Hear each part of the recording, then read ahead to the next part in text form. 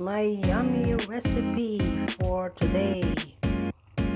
I sauteed the grind meat with garlic and onions,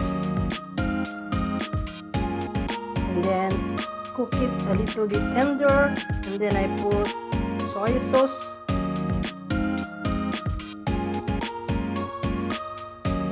and also this one pepper powder. Then I put the tomato paste or tomato sauce.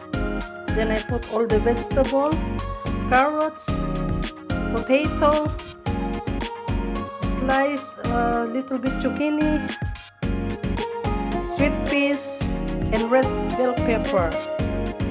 Then I put this one in a little bit, cooking until it is slice or meat cook.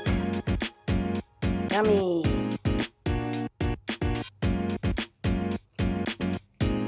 Hello guys, ayan, ako'y nagluto ng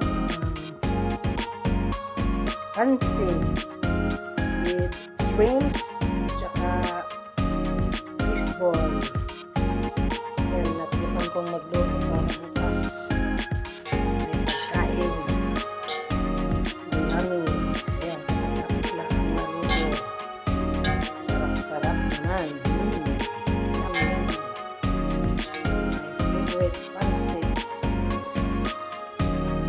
Masarap kaya niyan.